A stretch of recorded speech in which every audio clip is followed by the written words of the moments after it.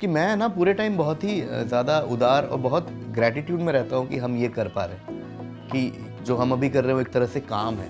मतलब ये चीज़ मुझसे पछती नहीं है, इतना ज़्यादा ग्रैटिट्यूड आता है मुझे। आई क्वेश्चन माई सेल्फ कि why am I doing it, what is the larger purpose apart from the commercial advantage and the fame. हर चीज़ मैजिक है। जब भी हम स्टेज पे जा रहे हैं वो एक मैजिक है कि अरे हम स्टेज पे हैं यार, लोग सुन रहे हैं हमको बैठ के, हम कौन है भाई, हमें क्यों सुन रहे हैं ये लोग।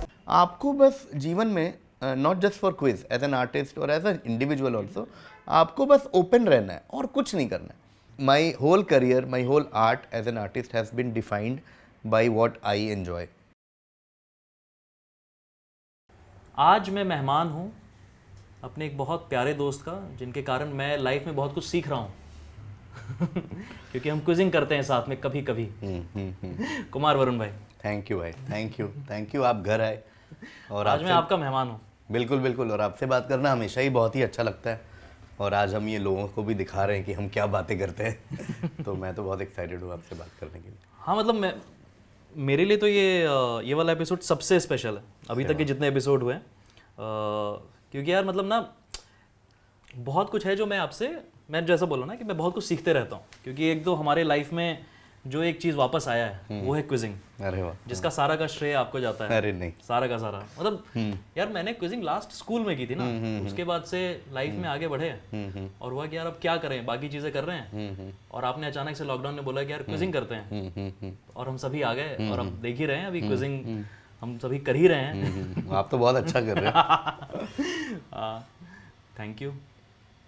तो बढ़िया भाई, आज आपसे बातचीत करने का जो एक मुख्य मुद्दा है कि हम लोग जहाँ बड़े हुए हैं, जिस शहर में, जिन गलियों में और जिस स्टेट में बड़े हुए हैं, उससे गुजरते हुए स्टार्ट करें। वाह, बिल्कुल कर सकते हैं वहाँ की बातें, क्योंकि मैंने बहुत कम अपने चाइल्डहुड वगैरह की बातें इन जनरल की है। हाँ। पब्लिक में, और आपके साथ मैंने ऑफ द रिकॉर्ड काफ़ी बातें की हैं जी, तो कर सकते हैं। तो मेरी कहानी जो शुरू होती है ना निहाल भाई, वो होती है एक बहुत छोटा गांव है जहाँ मैं कभी नहीं गया एक्चुअली, नगवा करके बलिया जिला में है, ठीक है। उस गांव का क्लेम टू फेम ये है कि वो मंगल पांडे का गांव है, और हमारा जो परिवार है वो मंगल पांडे का परिवार है, ठीक है। क्या बात कर रहे हैं? जी हाँ, तो हम ये भी मैंने कहीं नहीं बोला है पब्लिकली आज तक। Oh my God. क्योंकि एक तो हिस्टोरिकल फिगर्स के साथ वैसे ही बड़ी कंट्रोवर्सी रहती है कि नहीं उनके तो कोई बच्चे नहीं थे, और वो क्या कास्ट क्या थी, ये क्या थी, बहुत कुछ है। बट हम जब से पैदा हुए हमें यही बोला गया है कि हम मंगल पांडे के परिवार के, और मेरा जो गांव है, क्योंकि हमारा परिवार नगवा से गंगा नदी बहती है जी, और आप क्रॉस करेंगे तो आप बिहार आ जाएंगे, बक्सर डिस्ट्रिक्ट आ जाएगा। हाँ। तो बलिया से बक्सर, बीच में गंगा जी बहती है, तो हमारे किसी जनरेशन में वो इधर शिफ्ट कर गए बक्सर डिस्ट्रिक्ट में, बड़का राजपुर करके बड़का मतलब बड़ा होता है वहाँ की भाषा में, तो बड़का राजपुर में शिफ्ट कर गए। और हमारे गाँव में बचपन से मंगल पांडे जी की छोटी सी तस्वीर लगी हुई थी। हम जब घुसते थे तो मतलब आप दिन रात जब भी गांव जाते थे तो मंगल पांडे की ही बात होती थी, और हम बहुत प्राउडली इस बात को मानते थे कि हमारे देश के पहले स्वतंत्रता सेनानी के परिवार से हमें, और बहुत ही गर्व की बात थी हमारे परिवार के लिए। और मैं सबको बताता भी था अपने स्कूल वगैरह में, जब मैं जाता था हॉस्टल में, वो बातें करेंगे हम हॉस्टल वगैरह की, तो मैं बोलता था कि अरे तुम लोगों को पता है कि मैं मंगल पांडे के परिवार का हूँ। और कोई जानता नहीं था मंगल पांडे तब, ठीक है। स्पेशली जब मैं बाद में नोएडा, दिल्ली वगैरह गया और उनको बोलता था कि अरे मैं पता है मैं मंगल पांडे का, तो कहते पता कौन है मंगल पांडे क्या है। फिर जब फिल्म आई आमिर खान की, और यही एक पॉप कल्चर का इन्फ्लुएंस होता है देश में और दुनिया में, अचानक से उसके बाद मैं जिसको भी बोलता था, इंजीनियरिंग में था तब फिल्म आई थी मंगल पांडे, और मैंने बोला अरे ये तो हमारे पूर्वज है। अरे फेंक मत साले, मंगल पांडे हट। तो मैंने कहा अरे वाह क्या शिफ्ट है ये खूबसूरत है। बट हाँ, शुरुआत वहाँ से हुई कि मैं मंगल पांडे के परिवार से हूँ, और हमारा सरनेम पांडे ही है एक्चुअली। हम लोग पांडे हैं, तो दादाजी ने ऐसा किया कि अब सरनेम हम नहीं करेंगे फॉर मेनी रीजंस। बिहार में एक जनरेशन है ना, जहाँ पे सभी लोग के नाम आप सरनेम से बुलाओ या फर्स्ट नेम से बुलाओ, नाम ही होता है। मैं भी उसमें ही, तो शिखर सुमन और सुमित सौरभ से लेके कुमार वरुण, एक जनरेशन है। तो मेरे पिता के ही जनरेशन में वो हो गया था। दादाजी तक कैलाश पांडे थे, और उसके बाद फिर अरुण कैलाश, फिर कुमार वरुण, कुमार अंकुर, ऐसा कर करके थोड़ा मूव हो गया इधर उधर। तो वहाँ से कहानी शुरू होती है। बट मेरा जो जन्म हुआ, हमारे यहाँ एक ये भी रिवाज है और बहुत जगह है कि पहला जो बच्चा होता है वो अपने माँ के यहाँ होता है, ऐसा ऐसा हमारे यहाँ था। जी बिल्कुल। तो मेरी मम्मी का जो गांव है, अब ये हो गया पापा का साइड, मम्मी का जो साइड है वो डुमरांव करके एक और छोटा शहर है, सेम बक्सर डिस्ट्रिक्ट में, बिल्कुल है ना। तो बक्सर आप लोगों को पता होगा, बैटल ऑफ बक्सर बहुत ही हिस्टोरिक बैटल है हमारी हिस्ट्री में। Let's have a quizzing session as well. Battle of Buxar सबने सुना है। तो वहाँ डुमरांव करके एक बहुत छोटा शहर है। डुमरांव के 2 क्लेम टू फेम मैं आपको बताता हूँ, ठीक है। पहला क्लेम टू फेम, पहला तो है कुमार वरुण। पहला तो तीन क्लेम टू फेम बताता हूँ। पहला है कि एक भारत रत्न वहाँ पैदा हुए थे, बिस्मिल्लाह खान साहब जी। बहुत कम लोग जानते हैं, और बिस्मिल्लाह खान साहब ने भी बहुत कम डुमरांव की बात की अपने जीवन में। वो बनारस से ही एसोसिएटेड रहे हमेशा। उन्होंने भी वो गंगा वाला किया रिवर्स, वो गंगा के उस तरफ चले गए, बनारस चले गए। दूसरा रिसेंट क्लेम टू फेम, चलिए क्विज पूछ लेता हूँ आपसे। एक बुक है जी जिसपे एक फिल्म भी आई है पिछले 10 सालों में, लगा लीजिए, ओके। जिसका प्रोटैगनिस्ट डुमरांव का होता है, ठीक है। बुक में तो होता है, फिल्म मैंने देखी नहीं। बताइए कौन सी फिल्म है। तो फिल्म शुरू ऐसे होती है कि बुक ऐसे शुरू होती है कि ऑथर पटना गए हुए हैं किसी काम से। ऑथर अपनी बात करते हैं बुक में कि मैं एक्स पटना गया था और यहाँ मुझे एक लड़का मिला डुमरांव से, और उसने अपनी कहानी सुनानी शुरू की और मुझे वो कहानी इंटरेस्टिंग लगी और वही कहानी मैं इस बुक में सुना रहा हूँ, और उस बुक पे फिल्म भी बनी है। एक मिनट, ये क्या वो फिल्म है जो राजकुमार राव, प्रियंका चोपड़ा? नहीं, not that, not white tiger. Not white tiger. बहुत बेस्ट सेलिंग ऑथर है, मतलब इस देश में उनसे ज़्यादा किताबें बहुत कम लोगों ने बेची हैं पिछले 20 सालों। चेतन भगत की इज इट दैट फिल्म जिसपे सलमान खान ने हेलो? नहीं, not one night at the call centre. तो चेतन भगत मैंने सही पकड़ा? चेतन भगत बिल्कुल सही पकड़ा है आपने। और उसमें एक्टर बिहार का डुमरांव का होता है बुक में, पता नहीं फिल्म में उन्होंने क्या दिखा है। 2 स्टेट्स? नहीं, अगला आपका सही होगा। Half girlfriend. ये मतलब मैं क्विजिंग में तो मैं इसको ये क्या चौथे पार्टिसिपेंट तक जा चुका था। मैं तो क्या कि अभी मैं सिर्फ हूँ तो मैं ये इतने सारे ऑप्शन ले पाया, लेकिन हाँ क्विजिंग में तो फेल आंसर है। लेकिन तो हाफ गर्लफ्रेंड का जो प्रोटैगनिस्ट है वो कहाँ से डुमरांव का है। बिल गेट्स वगैरह आते हैं डुमरांव किताब में। तो हाँ, डुमरांव में मैं पैदा हुआ। डुमरांव एक छोटा सा शहर है, जैसा मैंने कहा, टाउन कह सकते हैं। डुमरांव महाराज हुआ करते थे, प्रिंसली स्टेट है डुमरांव। तो वहाँ बट मैं कभी रहा नहीं, ना डुमरांव में ना बक्सर में, एज सच कभी रहा नहीं। क्योंकि मेरा जीवन जो था, वो बचपन जो था, आते हैं बचपन पे, वो इस पे था कि मेरे दादाजी की पोस्टिंग कहाँ कहाँ हो रही है। अच्छा। मेरे दादाजी सरकारी सेवक थे सिंचाई विभाग में, और ये अनडिवाइडेड बिहार की हम बात कर रहे हैं। तो Bihar irrigation department is the modern Jharkhand and Bihar. बिल्कुल। तो वो मॉडर्न झारखंड में ही था उनका पूरा जीवन। तो बचपन में वो सीधा मैं पैदा होते ही वहाँ चला गया जहाँ मेरे दादाजी थे, और जो जमशेदपुर के आसपास था। दादाजी सुवर्ण रेखा प्रोजेक्ट पे काम करते थे, और चांडिल डैम वगैरह पे उन्होंने काम किया। ये चीज़ें जो हम बात कर रहे हैं इस एपिसोड में, वो बहुत से देश के लोग इन चीज़ों को नहीं जानते होंगे, चांडिल क्या है, घाटशिला क्या है, बट ये उस लोकल रीजन की बहुत माइलस्टोन जगह है। ठीक है, चांडिल डैम एक टूरिस्ट साइट है झारखंड में। लोग जाते हैं चांडिल डैम देखने, और दादाजी बहुत प्राउडली हमें बताते थे कि चांडिल डैम मैं घुमाऊंगा, उस पर मैंने काम किया, मैं इंजीनियर था उस पर, ऐसे करके। तो मैं बचपन में वहीं पे दामोदर वैली, बिल्कुल दामोदर वैली कॉर्पोरेशन, डीवीसी भी है, ये सब चीजें। बिल्कुल करेक्ट, हाँ डीवीसी वगैरह, हाँ वही तो वही अपना मैथन और ये सब छोटे छोटे शहर हैं वहाँ पे। तो दादाजी की वजह से मैं घाटशिला गया। मेरा पहला स्कूल घाटशिला में था। अच्छा। एक जेसी एकेडमी है, ऐसा कुछ तो नाम था, मुझे याद नहीं, उसकी मेमोरी मुझे बिल्कुल भी नहीं है। बहुत ही हेजी मेमोरी है कुछ कंसेप्ट। जहाँ से मेमोरी शुरू होती है वो जमशेदपुर है। जमशेदपुर में मैंने नर्सरी, LKG, UKG वगैरह हुआ। एक माउंट व्यू स्कूल करके था। अच्छा। पता नहीं कौन सा माउंटेन दिखता था वहाँ से, लेकिन स्कूल छोटा नागपुर प्लेट्यू है। तो मैं अभी बहुत रिसेंटली एक्सेलराई जमशेदपुर में परफॉर्म करने गया था। तो मैंने गूगल करके चेक किया कि ये माउंट व्यू स्कूल अभी है क्या, और वो है। तो मैं वहाँ गया, मैंने फोटो खिंचाई, वो सब किया। तो जमशेदपुर में कुछ साल बीत गए। फिर अगेन पारिवारिक कारण कुछ ऐसे थे कि जीवन में मुझे अपने फैमिली, जो कोर फैमिली जिसको बोलते हैं, माँ बाप भाई बहन, उनके साथ में कभी नहीं रहा। अच्छा। मैं पहली बार अपने मम्मी पापा के साथ रहा कोविड में, पूरे जीवन में कभी भी उनके साथ नहीं रहा। अगेन हॉस्टल और ये सब में हाँ ज़्यादा टाइम आपका वैसे हॉस्टल, रिलेटिव्स वैसे ही रह गया। क्योंकि वो एक ऐसा टॉपिक है जो उसका कॉन्फिडेंस मुझे कभी आया नहीं पब्लिकली बात करने का। तो कभी इसी सीरीज के सीजन 5-6 में निहाल भाई के साथ वापस उस पर बात करेंगे। बट इस पे अभी इतना मान सकते हैं कि परिवार से दूर रहना था, तो मुझे घर वालों ने, हमारे रिश्तेदार थे छोटे दादाजी बोकारो में जी, ठीक है, बोकारो स्टील सिटी है वो, ऑफ कोर्स, ठीक है, वहाँ सेल का बहुत बड़ा स्टील प्लांट है। तो मैं बोकारो चला गया, बोकारो में 1-2 साल बिताए मैंने, और उसके बाद मैं हॉस्टल चला गया। मात्र 4-5 साल की उम्र होगी मेरी, 1991 टाइप होगा, और उन्होंने मुझे एक हॉस्टल में भेज दिया। एक और बड़े प्रसिद्ध शहर है उस तरफ जिसका नाम है देवघर। ऑफ कोर्स, देवघर तो मतलब पिलग्रिमेज भी है, और देवघर बिल्कुल पिलग्रिमेज है, और बैद्यनाथ धाम है वहाँ पे, बहुत रिलीजियस साइट है वो। और देवघर में मैं हॉस्टल में चला गया, मात्र ऐसा मतलब वही बिल्कुल तारे ज़मीन पर का ऐसा बच्चा रो रहा है और ऐसा सोच रहा है कि ज़्यादा रोऊंगा तो घर भेज देते होंगे। फिर हफ्ते भर हमारी एक बहुत अच्छी पूनम मैम थी, उन्होंने आके कहा कि सब ऐसा करते हैं बेटा, सब एडजस्ट हो जाते हैं। तो फिर वो एक जीवन का चला। मैं एक समरी दे दे रहा हूँ, फिर हम इन सब के अंदर जा सकते हैं, है ना। तो वो हॉस्टल में मैं काफ़ी टाइम रहा, और मेरी सारी मेमोरी फिल्मों से एसोसिएटेड है कि इस फिल्म के टाइम में कहाँ था, इस खाने के टाइम कहाँ था, ऐसा ऐसा। तो मुझे ये घाटशिला वगैरह में बहुत फेंट राम लखन वगैरह की मेमोरी है कि घर वाले शायद देखने गए थे, कुछ हल्का हल्का याद है। जब मैं बोकारो गया तो मुझे याद है डर का गाना तब चल रहा था, तू है मेरी किरण वगैरह। और जब मैं हॉस्टल गया तो डर आ गई थी। तो डर मैंने, तो हॉस्टल में ये फेस था, साजन से लेकर खलनायक और डर, सुंदर रेफरेंसेस हैं यार, डर, बाजीगर, ये वाला पूरा फेज वहाँ पर था। बरसात आने वाली थी तो उसका एक हुआ था कि बॉबी देओल धर्मेंद्र का बेटा आ रहा है, भाई भाई। तो इस तरह का एक वो पूरा फेज था।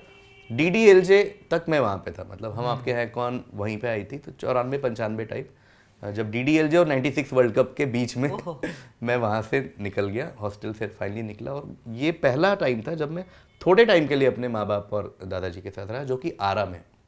अच्छा, आरा अगेन अगर आप नहीं जानते तो बिहार का बहुत ही मशहूर शहर है, और हमारा जो एरिया है जिसको हम पूर्वांचल के नाम से जानते हैं, भोजपुरी स्पीकिंग लैंड है, उसमें तो आरा मतलब the great ABC of Purvanchal is Arrah, Ballia, Chhapra. And I am from Chhapra.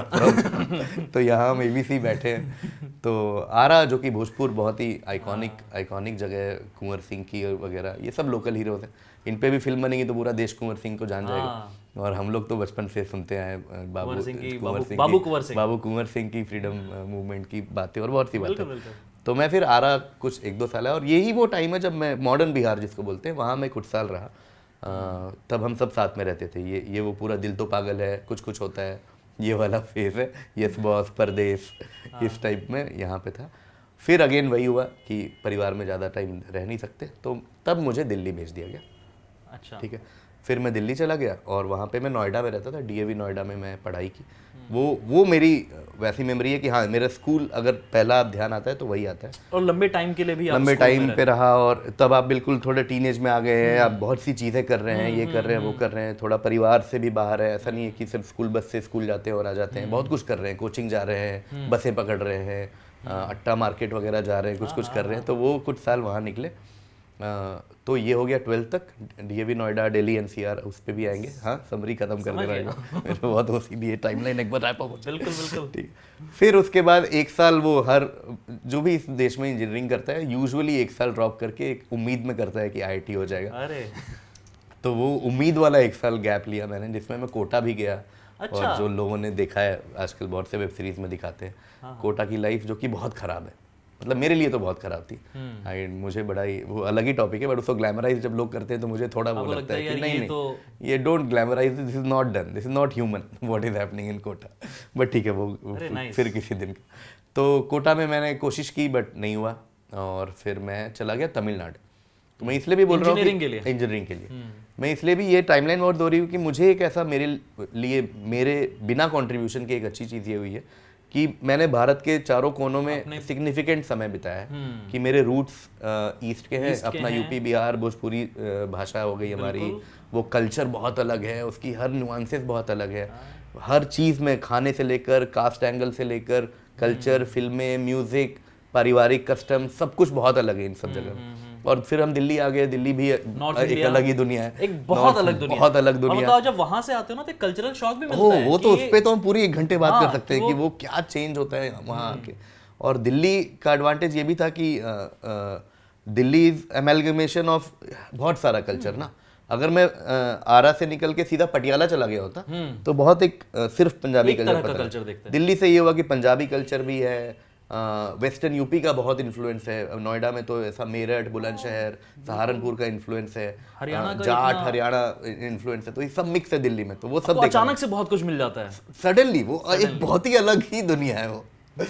और स्पेशली आप जहाँ थे नोएडा में ना, वहाँ पे तो ये बहुत ज्यादा आपको करेक्ट रॉ फॉर्म में मिलता है। बिल्कुल 100%। अगर उसमें भी मैं लकी हूँ कि अगर मैं ऐसा डिफेंस कॉलोनी या वसंत विहार जाता तो मुझे एक बड़ा ही प्रिस्टीन दिल्ली का एक एलिट वो देखने को मिलता। नोएडा में एकदम आप ऐसे बसों में घुस रहे हैं, लड़ रहे हैं लोग, बातें हो रही हैं, ये गुजर है, ये जाट है, ये टर्म्स आपने कभी सुने नहीं थे पहले, ओ चौधरी, ओ ये क्या हो रहा है यार, गालियाँ दे रहे हैं लोग बातों बातों में। मैं कहा यार ऐसे थोड़ी बात करते हैं, जबकि कॉमन कंसेप्शन है कि यूपी बिहार में तो सब गाली देते हैं, ऐसा ही टीवी शो में दिखाया है, बट यूपी बिहार में कोई गाली नहीं देता है। गाली देना मतलब भाई बहुत बड़ी बात, लड़ाई हो जाएगी आज। हाँ मतलब बात कॉन्वर्सेशन में, मैं पहले दिन स्कूल में गया और 9th 10th 11th के बच्चे आपस में ऐसे गालियां दे, मैंने कहा यार वो लड़ाई क्यों नहीं हो रही यार, ये क्या ऐसे कैसे उसकी बहन के बारे में ऐसे बोल दिया, माँ के बारे में बोल दिया, तो वो बहुत कल्चरल शॉक था। उसके बाद मुझे कॉलेज अगेन मिला तमिलनाडु में, सीधा दिल्ली से तमिलनाडु, और तमिलनाडु का कल्चरल कैपिटल तंजौर, मैं वहाँ गया। जी हाँ, मैं तंजौर गया 2004 में, 2004 से 8। और अब अगेन पोन्नियिन सेल्वन वगैरह के बाद बहुत लोग तंजौर जानते हैं। हाँ। और चोला किंगडम की आजकल काफ़ी बातें हो रही है न्यूज़ में, तो लोग जानते हैं। बट मैं एकदम हार्ट ऑफ तमिलनाडु में चला गया, और वो एक अगेन अनदर कल्चर। 2004 से 8 जब ज़्यादा स्मार्टफोन इंटरनेट भी नहीं था, वरना लोग अपनी दुनिया में रह जाते, तो उसमें ऑप्शन नहीं था, आपको बाहर जाके लोगों से मिलना, वहाँ की भाषा सीखना। मुझे तमिल लिखना आता है, पढ़ना आता है। क्या बात कर रहा है? मैं तमिल लिख सकता हूँ, पढ़ सकता हूँ, बोल नहीं सकता, मैं बेसिक बोल सकता हूँ। बोलना बहुत डिफिकल्ट है, बट स्क्रिप्ट मुझे एकदम अच्छे से अभी भी आती है। अरे अमेजिंग। तो वो 4 साल, फिर वहाँ की बातें, वहाँ का कल्चर, अब सेम चीज़, वहाँ का कास्ट, वहाँ का खाना, वहाँ का पॉप कल्चर, वहाँ की फिल्में, रजनीकांत से लेकर सूर्या, विक्रम, माधवन, वो एक रहा 4 साल। उसके बाद में फिर नौकरी लग गई, नौकरी के लिए मैं वापस दिल्ली आ गया, TCS में नौकरी की 2-3 साल, और फिर गवर्नमेंट में मोस्टली काम किया मैंने 2-3 साल, मिनिस्ट्री ऑफ डिफेंस के साथ, मिनिस्ट्री ऑफ होम के साथ, मिनिस्ट्री ऑफ एक्सटर्नल अफेयर्स के साथ 2-3 साल, फिर कैट लिखा, और मेरे ड्रीम कॉलेज में हो गया FMS दिल्ली, तो दिल्ली से हमने MBA कर लिया, और फिर मैं नौकरी के लिए बम्बई आ गया।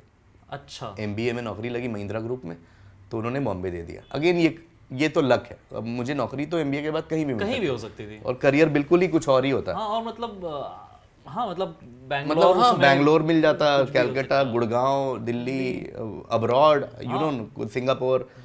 बट अगर जिस तरह से अलग अलग जगह जो हैं, बैचमेट्स अभी भी सारे वही हैं, ऐसा लंदन, US, ये वो, अगर वो हो जाता तो उस टाइम बड़ा अच्छा लगता कि वाह वाह भाई सिंगापुर में वो एक अलग दुनिया होती ना, फिर अलग कुछ होता है, कॉर्पोरेट की दुनिया होती है। लेकिन बम्बई, पता नहीं भगवान ने बोला कि तू बम्बई जाएगा, और बम्बई महिंद्रा में आ गया, जहाँ ये राहुल सुब्रमण्यन वगैरह मिल गए, और फिर जीवन कहीं और है। तो बम्बई में अब ऑलमोस्ट 10 साल होने वाले। तो east, north, south, west Bombay की वजह से ये पूरा कवर हो गया। तो कल्चरल कॉन्टेक्स्ट बहुत ज़्यादा आ गया जीवन में। मुझे ऐसा लगता है कि मैं किसी से भी बात करता हूँ तो मुझे थोड़ा आइडिया है कि ये इंसान कहाँ से आ रहा है।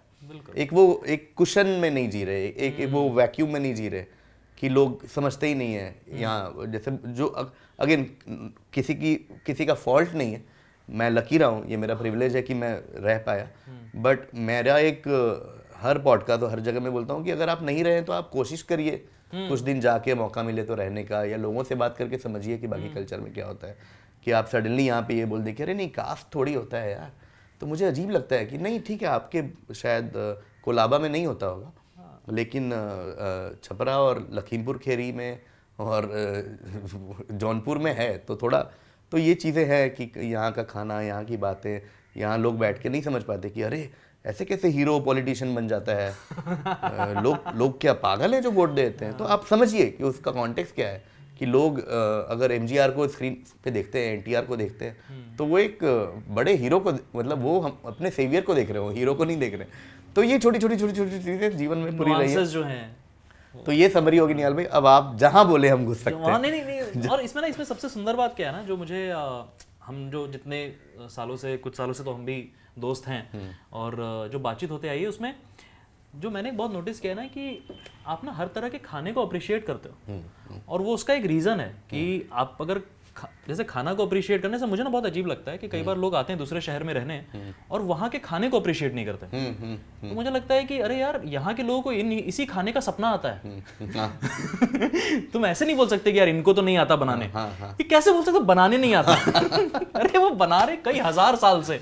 बिल्कुल। तो उनको उसके है ना, मतलब उनके वो है। और मैंने आपके साथ देखा है कि आप इतना अप्रिशिएट करते हो ना, जैसे आप जहां भी आप जाते हो आपके इंस्टाग्राम से भी दिखता है कि when we are travelling to some place आप वहाँ के खाने को आप जो काफी लोकल चीज है उसको अप्रिशिएट करते हो, खाते हो आप और बड़े मजे से खाते हो। मुझे लगता है कि यार ये है, मतलब इनको वो अप्रिसिएशन है और उसका रीजन मुझे समझ में आता है कि वो आई थिंक इसका रीजन वही है जो मैं अगेन, जो मुझसे लोग क्विज वगैरह की बात करते हैं और लोग आके पूछते हैं कि क्विज के लिए क्या करना होता है, इस तरह की जब बातें करते हैं तो मैं हमेशा बोलता हूँ कि आपको बस जीवन में not just for quiz, as an artist और एज एन इंडिविजुअल ऑल्सो, आपको बस ओपन रहना है और कुछ नहीं करना है। एज लॉन्ग एज आपकी आंख और कान खुले हुए हैं और आप इस बात के लिए ओपन है कि जो आ रहा है मैं उसको रिसीव करूँ। आप जैसे ही क्लोज होंगे तो आपकी ग्रोथ कभी भी नहीं होगी। ये क्लोज लोगों का ये वाला रहता है जो आप बोल रहे हैं ना कि खाना नहीं पसंद, ये क्लोज लोग हैं। इन्होंने बहुत सेट कर लिया है कि नहीं भाई, अगर पराठे, अगर बटर चिकन तो भाई दिल्ली। तो ये एटीट्यूड से आप नहीं अप्रिशिएट कर पाते। मतलब आप केरला भी जाओगे और खोजोगे चिकन बटर मसाला। तो आपको वो ओपनिंग बहुत हो रही है जो कि जैसे मैं अपनी इंजीनियरिंग की बात बताता हूँ कि जब नॉर्थ इंडिया से लोग गए वहाँ पे तो सडनली एक पूरा सेक्शन ऐसा, मेरे दिमाग में दो तरह के ही लोग थे। एक थे जो बिल्कुल ही क्लोज हो गए जाके, वो हर चीज, क्लोज आदमी हर चीज को रिजेक्ट करता है कि वो जाते ही हो जाता है कि अरे यार हर वही इडली भी, अरे वही सांबर, भाई बटर चिकन ही नहीं मिलता, त्रिची तक गया वहाँ भी नहीं मिला। वो हर चीज़ को नो कर रहे हैं कि फिल्म में उनका मजाक उड़ा रहे हैं। ये देखो रजनीकांत को ही सुपरस्टार कैसे हो सकता है भाई, ये तो ऐसा लगता है वैसा लगता है। वहाँ की ये विजय, ये हीरो है ये हीरो है। तो आप बिल्कुल आप सब रिजेक्ट किए जा रहे हो, सब कुछ कह रही कोई भाषा है बोल, आप रिजेक्ट। और ओपन आदमी हर चीज़ को लेगा कि अरे अच्छा यार देखो ना कितना ओपन है कि आपने तमिल का स्क्रिप्ट सीखा। मैंने मतलब इट्स ब्यूटीफुल कि आप कहीं पे गए रहने के लिए 4 साल और आपने वो एफर्ट लिया। और मुझे तो याद है कि मतलब जब पहली बार हम लोग मिले थे, इनफैक्ट लास्ट क्विज में भी मैं बोल रहा था कि एक सवाल जो आया था डुओलिंगो का, तो जो पहली मुलाकात हमारी एक नियर बाई के ऐड पे हुई थी जिसमें मैं, आप और जाकिर हम लोग तीनों थे। और उसमें मैंने देखा था कि आप बैठ के आप कुछ ऐप पे कर रहे थे। मैंने बोला ये क्या भाई? तो आपने बोला कि यार ये डुओलिंगो है। मतलब ये क्या होता है? फिर बोला ऐसा। फिर मैंने डाउनलोड किया, मैंने भी ट्राई किया, कुछ नहीं सीखा। बट आई वाज अमेज्ड कि यार मतलब आप बैठ के अपने खाली टाइम में भी you're always open to learn something, ना, which is amazing। मतलब मैं अगर आप जीवन की समरी बोलेंगे मेरी तो वही है, always open to learn things, any new thing। मैं कल ही बता रहा था कि कल मेरी एक फ्रेंड लंदन गई और वो कह रही थी बेकार खाना है वगैरह वगैरह, और मैंने कहा यार लोगों को कैसे बेकार लगता है यार, मुझे मेरी मिस्ट्री है ये कि कोई कहीं का भी खाना कैसे बेकार लग रहा है यार, कुछ तो मतलब यार। फिर तो वही करो जो टूरिस्ट पुराने करते थे कि घर से अपना लेके जाओ वगैरह ले जाओ और वही खाते रहो। फिर क्यों ट्रैवल कर रहे हो, फिर घर पे ही बैठे तो घर पे ही बैठे रहो ना। फिर मतलब क्योंकि खाना अपने आप में पूरा कल्चर है ना। जी मतलब जब आप किसी शहर में जाते हो, किसी स्टेट में आते हो, किसी देश में जाते हो, वो वहाँ की चीजों से बनता है जो वहाँ पे उग रहे हैं, किन लोग कौन लोग उगा रहे हैं। And so much to learn from the food culture. Food तो कल्चर का ही रिफ्लेक्शन है। कि कहाँ ये रोटी प्रधान जगह है या ये वीट है, राइस है, क्या की हिस्ट्री क्या है, नॉनवेज डोमिनेंट है, वेज है, क्यों है, क्या है। तो वो ट्राई नहीं करोगे, मतलब यार जीवन लिमिटेड मिला हुआ है तुमको, फिर वही खाना है तो फिर कैसे। और इन सभी चीज़ों से मैं समझता हूँ कि जो ओपन टू लर्न था that reflected in your quizzing also. क्योंकि क्विजिंग देखो हमारे लिए मेरे लिए या फिर जो भी लोग क्विजिंग को फॉलो करते हैं उनके लिए वो है कि वो इंटरनेट पे देखना शुरू किया कि आपने कोविड के दौरान में स्टार्ट किया। और एक्चुअली तो कोविड के पहले ही आप कर रहे थे, क्योंकि मैं तो पहले आपके शो में आया था, क्विजिंग विद कॉमेडियन शो था जिसमें रोहन जोशी था और वहाँ पे बैंड्रा में हुआ था। आई केम फॉर दैट वन और वहाँ पे देखा था और मुझे बड़ा एक्साइटिंग लगा था। और लॉकडाउन में आपने शुरू किया और उसके बाद से वो फिर एक बहुत ज़्यादा मतलब एक तरह की अपनी फॉलोइंग है, नीश फॉलोइंग है और गजब लोग पसंद करते हैं। लेकिन लोगों के लिए है कि क्विजिंग आपने लॉकडाउन में शुरू किया, बट जहां तक मुझे पता है क्विजिंग तो आपके कॉलेज में भी चल रहा था, आपके स्कूल में चल रहा था। इनफैक्ट आपने तो अपने वो बताया कि आप जब आरा में थे तो भी आप क्विजिंग आपके लाइफ का पार्ट था। जी कि दादाजी आप लोग के साथ खेलते थे। तो यार बताओ ना भाई, वो जो बड़ा होना था ना भाई, और उस समय की जो मेमोरीज हैं और उस समय के जो ग्रोइंग अप ईयर्स हैं, मैं बड़ा इंटरेस्टेड हूँ जानने में। तो बचपन से जो हमारा पारिवारिक सेटअप कुछ ऐसा था कि नॉलेज पे फोकस बहुत ज़्यादा था दादाजी का। दादाजी मैं दादाजी की बात शायद आज काफ़ी ज़्यादा करूँगा क्योंकि मेरा चाइल्डहुड दादाजी ही हैं। तो दादाजी ने हमेशा encourage किया चीज़ें सीखना और पढ़ने को लेकर। उनका स्ट्रेस बहुत ज़्यादा था इस चीज़ को। जीवन में सिर्फ उन्होंने यही बोला कि पढ़ो सीखो, और कभी भी उन्होंने कुछ नहीं बोला कि कुछ भी और बोला ही नहीं ठीक है, यही था। क्योंकि उनका ये था कि वो कभी ये नहीं बोलते कि फर्स्ट आओ, बट वो बड़ा ही, यार मैं रेट्रोस्पेक्ट में देखता हूँ तो आज जो बड़ी बड़ी बातें करते हैं कि ओवरऑल लिविंग, बैलेंस लिविंग, ब्ला ब्ला, वो वही तब से कर रहे थे। बाद में समझा कि उनका ये था कि अगेन जो पारिवारिक चीज़ों पे मैं नहीं जा पा रहा, बट उनका ये था कि मैं तुम्हें सुविधाएं नहीं दे सकता ज़्यादा, बट ये एक चीज़ है जो मैं तुम्हें दे सकता हूँ, जो ज्ञान है। तो मैं तो जितना दे सकता हूँ दूंगा ही, पर तुम ज़रूर बेटा यहाँ वहाँ से लेते रहना, कहीं जो ज्ञान मिले लेना। और एक इसका अगर आप क्विजिंग के दुनिया में देखें तो आप मेरे में ये नोटिस करेंगे कि मेरा कोई एक ये नहीं है कि मैं स्पोर्ट्स क्विज कराता हूँ या मैं फिल्म क्विज कराता हूँ, मैं सब करा सकता हूँ, सिर्फ इसी कारण से क्योंकि सबके लिए मेरे रिसेप्टर्स पूरे टाइम खुले हुए थे। तो जब मैं, ये हॉस्टल की बात है फॉर एग्जांपल, कि हॉस्टल में जब मैं था तो मैं ऐसा 11-12 के बच्चों की जाके हिस्ट्री की किताबें मांगता था कि पढ़ लेते हैं यार, ये लोग क्या पढ़ रहे हैं यार, ये भैया लोग क्या पढ़ते हैं। भैया लोग थे ना हॉस्टल में, भैया लोग पढ़ते रहते थे। तो मैं कहा अपनी किताबें तो हो गई हैं, तो भैया लोग की किताब लेके वर्ल्ड वॉर 1, 2, या कहाँ चौथे पांचवी में नहीं था, बट मैं जाके पढ़ता था। कहीं कोई अखबार की कटिंग दिख गई रोड पे, मुझे आज तक एकदम डिस्टिंक्ट मेमोरी है कि हम लोग क्रिकेट खेल रहे थे ग्राउंड पे हॉस्टल के, और एक अखबार ऐसा फटा हुआ ऐसा पड़ा हुआ था, और वो टाइम्स ऑफ इंडिया का एक पेज था जिसमें कि फिल्म फेयर अवार्ड के नॉमिनीज लिखे हुए थे। क्योंकि तब ऐसा पोस्ट पे भी लोग, ऑडियंस अपना आंसर लिख के भेजती थी कि इसको जीतना चाहिए, ऑडियंस पोल तब ऐसे होता था। तो मैंने वो अखबार उठा लिया और देखा कि ये क्या क्या चल रहा है, और मुझे आज तक एकदम याद है वो नॉमिनी कौन कौन थे, नॉमिनी कौन थे इस टाइप के, कि प्लेबैक सिंगर में अपना बाजीगर, कुमार शानू और अनु मलिक भी नॉमिनेटेड था और वो जीते भी। तो इला Arun for female singer Alka Yagnik और इला अरुण फॉर चोली के पीछे, ऐसे कर करके तो फिल्में भी चल रही है, वर्ल्ड वॉर भी चल रहा है, वगैरह वगैरह सब चल रहा है। फिर और दादाजी भी जब भी छुट्टियों में आते थे, मिलते थे, तो ऐसे ही अपडेट लेते थे वो कभी ये नहीं बोलते थे कि आई डोंट नो क्या बाकी पेरेंट्स पूछते होंगे, बट वो ही हमेशा यही पूछते थे कि इस 6 महीने कुछ किया, कुछ डिबेट किया, कुछ किया। तो मैं बोला हाँ, पल्स पोलियो अभियान शुरू हुआ है, उसमें मैंने अनाउंस वगैरह किया जाके, तो वो उसको एंकरेज करते थे, वेरी गुड वेरी गुड। और मैं वो यूनिक बच्चा था पूरे स्कूल में जो कि इंग्लिश और हिंदी दोनों अनाउंसमेंट में बुलाया गया था मुझे, तो मैं ये बहुत प्राउडली उनको बोला कि मेरा दोनों में है। तो बोला अच्छा वाह वाह वाह। तो उन्होंने बहुत एंकरेज किया। तो आज भी है कि अंग्रेजी भी थोड़ी बहुत बोल लेते हैं, हिंदी भी बोल लेते हैं। नहीं वो तो मैं आश्चर्य में रहता हूँ, क्योंकि मैं जैसे क्विजिंग पे ना, जो मेरा, तो मैं ना एक तरीके का, एक तो कुमार वरुण को मैं जो जानता हूँ एक दोस्त की तरह जानता हूँ, जो दोस्तों के थ्रू में मिला, जिनके साथ मैंने थोड़ा क्रिकेट खेला, टाइम स्पेंड किया, बातचीत की, गप मारी, वो है। एक जो मैं आपका एंगल देखता हूँ ना, एक जो मैं जिस तरीके से आपको देखता हूँ, वो क्विजिंग का भी कुमार वरुण है, जिनको मैं एज अ क्विज मास्टर देखता हूँ। वहाँ पे मैं हमेशा क्या सरप्राइज होता हूँ कि आप ना ऐसी दुनिया की बात करते हो जो मैं जिस दुनिया से बचा रह गया, जिसमें कि मैं समझता हूँ कि मैं जब बड़ा हो रहा था ना, वही बात है कि मैं एक तरह का एक्सपोजर मिला मुझे, एक तरह का नहीं मिल पाया। और वो वाला एंगल ना अब मुझे लगता है कि यार अभी इसीलिए मैं क्विजिंग में क्यों बहुत इंटरेस्टेड रहता हूँ, कि मुझे लगता है कि ये तरीका है जहां से मैं सीख सकता हूँ इस वर्ल्ड के बारे में। तो कई बार होता है क्विज खत्म होता है, मैं ऐसा होता है कि ये सवाल का जवाब था, अब मैं इस बारे में पढ़ूंगा, तो मेरा लर्निंग वो वाला चल रहा है। बट आई एम अमेज्ड कि आपको जैसे कि जो सवाल भी जो आते हैं यार, हमारे सवाल वैसे थोड़ी ना होते हैं कि डायरेक्ट सवाल होते हैं। क्विजिंग का सवाल, खूबसूरती क्विजिंग की ये कि यार नहीं भी पता है तो शायद तुम बता सकते हो। And that philosophy of quizzing जो आपने क्रिएट किया है, इट्स सो ब्यूटीफुल। कि जैसे कि वो होता है ना, कई बार होता है कि हम लोग ट्राई कर रहे होते हैं ना, सवाल आपने पूछते हो, चारों लोग हो जाते हैं, फिर हम सभी ट्राई कर रहे होते हैं, किसी को नहीं पता लेकिन लोग ट्राई कर रहे हैं, because there is always this option too कि शायद तुम गेस मार के वहां तक मतलब डिराइव कर सकते हो। वो खूबसूरत है। एंड मैं हमेशा अमेज़्ड होता हूँ कि ये किस दुनिया की बात कर रहा है, इस आदमी का एक्सपोजर क्या है, कहाँ से ये घूम के क्विज तैयार किया है। एंड ऑफ कोर्स वो बहुत खूबसूरत है। आई थिंक वही ओपननेस से ही आया है जीवन में, कि जैसे अगर मैं बात करूं म्यूजिक की जी, या फिल्मों की, तो कभी ग्रीक माइथोलॉजी की, ग्रीक माइथोलॉजी की, तो कभी भी ऐसा नहीं हुआ कि दिस और दैट। कभी भी ये नहीं हुआ कि मैं तो ये हूँ, कि अगर मोहम्मद रफ़ी के गाने चल रहे हो तो आप बोलते कि नहीं मैं पुराने गाने नहीं सुनता, या फिर आप नया अगर आप ऋत्विज के गाने चलाओ तो ये नहीं हो कि नहीं ये मैं नहीं सुनता। मैं सब में ही ओपन रहा हूँ। आप केएल सहगल की बात करें, रफ़ी किशोर, मुकेश या फिर आप मनाडे, मतलब वेस्टर्न लेजेंड्स की बात कर लें, या आप उधर, इतना हाँ मैं कुछ वही जा सुनते रहा हो था कि यार। आप वहाँ जाएं तो आप फ्लॉयड, बीटल्स, उधर भी बात कर सकते हैं, मेटालिका से लेकर उसकी, और नुसरत फ़तेह अली खान की बात कर सकते हैं, गुलाम अली की कर सकते हैं, मेहदी हसन की कर सकते हैं, और एरिक क्लैप्टन की कर सकते हैं, गन्स एंड रोजेस की कर सकते हैं, वगैरह वगैरह वगैरह। तो वो इसी से आया कि नहीं मतलब लाओ ना यार, ये क्या है, ये अगर कुछ लोग पसंद करें तो कुछ तो होगा ना इसमें।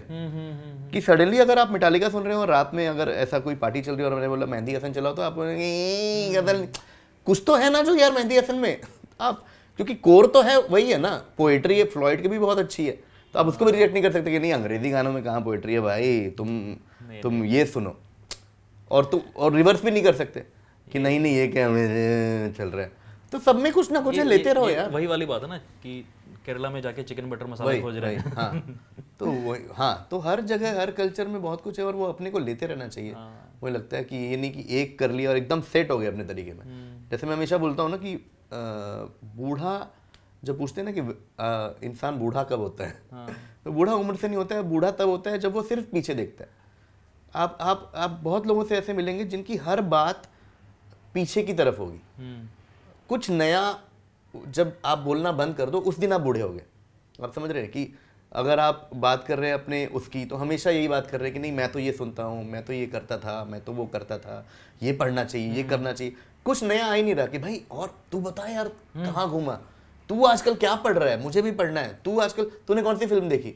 ये नहीं कि बूढ़ा इंसान आप देखेंगे ना हमेशा वो होते हैं कि नहीं नहीं हम तो मतलब हमें जितना सीखना था हम सीख चुके हैं, अब हम कुछ बताएंगे, नया नहीं है। अब हम बताएंगे एकदम, और आपकी हर बात वो रिजेक्ट करेंगे। आप जैसे ही बोलेंगे कि अरे मैंने फॉरेस्ट गम देखी, हम अंग्रेजी फिल्म है, हम सिर्फ सत्यजीत रे देखते हैं, और रिवर्स कि नहीं नहीं रीजनल फिल्म। अब यार इतना कुछ है यार दुनिया में, टाइम बहुत लिमिटेड है। कोरियन फिल्में, ईरानियन फिल्में, भारत के अंदर यार मलयालम फिल्में, बंगाली फिल्में, क्या क्या देखोगे। तो जब खुला नहीं रहेगा तो फिर क्या करोगे, वही देखते रहोगे बार बार। तो I think quiz is a reflection of that. Coming back to the topic, कि क्विज में इसलिए आप देखेंगे कि फुटबॉल, लिवरपूल की भी बातें हो रही हैं, Greek mythology, Indian mythology, Indian literature, western literature, हर सब कुछ इसलिए आता है क्योंकि मैंने हमेशा सब कुछ खोल के रखा। फिर दादाजी के साथ जब मैं थोड़ा साल रहा, तो उनका एक हम लोग अगेन आई थिंक लकी थे, गरीबी में थोड़ा भाग्य भी आ जाता है कि हम क्योंकि अमीर लोगों के पास बहुत कुछ करने का होता है लाइफ में, कि शाम में टीवी देख लिया, प्ले स्टेशन कर लिया, वीडियो गेम खेल लिए वगैरह वगैरह। हमारे पास कुछ ऑप्शन ही नहीं था। और बड़े शहरों के बच्चे जानेंगे नहीं कि लाइट कटना किसको बोलते हैं और लालटेन किसको बोलते हैं। लालटेन तो बिल्कुल ही आर्केइक, आई थिंक आजकल अब तो एक्चुअली दिल्ली बम्बई में लालटेन आई थिंक डेकोर के लिए यूज अच्छे रेस्टोरेंट्स वगैरह में। बट हमारा जीवन था शाम के 6:30-7 बजे सब में किरासन तेल डाल के ऐसा बत्ती जला के, और हर रूम में लालटेन रखता था। हम लालटेन में ही पढ़ते थे। लाइट आ गई तो वो एक इवेंट होता था, लाइट जाना इवेंट नहीं था, लाइट आ गई तो पंखा चल रहा है, लाइट आ गई इतनी देर में क्या कर लें, इतनी देर में क्या कर लें, 1 घंटा ही रहना है इसको, 2 घंटा रहना है, इसमें क्या कर सकते हैं। करेक्ट। और तब ये भी नहीं था कि इंटरनेट है कि चॉइस है तुम्हारे पास कि 1-2 घंटा में मैं ये देख लेता हूँ। उसमें 1 घंटा अगर लाइट आई है तो टीवी पे अगर जो आ रहा है तो वही आ रहा है, देखना है और उसको अप्रिशिएट करना है, यही देखा है। तो कृषि दर्शन के टाइम अगर लाइट आ गई तो कृषि दर्शन ही है भाई। फिर ये नहीं है कि नहीं मैं यूट्यूब पे चला जाता हूँ, नेटफ्लिक्स पे देख लेता हूँ, कुछ नहीं। तो हम सब जब बैठ के पढ़ते थे तो दादाजी का ये हर शाम का एक रिचुअल था कि वो सवाल पूछा करते थे हमसे, जो भी उनके एरियाज थे। वो कहीं से देख के तो पूछते नहीं थे, तो वो बैठा के हमको पूछते थे कि चलिए बताइए भारत के डिफेंस मिनिस्टर कौन है। तो हम बताते थे कि यशवंत सिन्हा या जसवंत सिंह। बोल रहे अच्छा अब ये बताइए, अब ये बताइए, अब ये बताइए। और वो छोटे छोटे गेम बना के खेलते थे कि हम हर अल्फ़ाबेट करेंगे ABC, और आप हर इंसान इस रूम में एक एक पर्सनालिटी का नाम लेगा, और हम लास्ट में देखेंगे कि सबसे फेमस पर्सनालिटी किसने बोली, उसको नंबर मिलेंगे। तो जैसे मान लीजिए शुरू हुआ कि A, तो आपने बोला अमित कुमार सिंगर है, मतलब वाह वाह वाह। फिर आप बताइए, तो एंड्रयू स्ट्रॉस क्रिकेटर है, ओके वेरी गुड। आप बताइए अमिताभ बच्चन, अरे बाप रे, अब महानायक लेजेंड, अब तो भाई इसको पॉइंट मिल गए। तो ये पूरा A से Z तक जाते थे हम।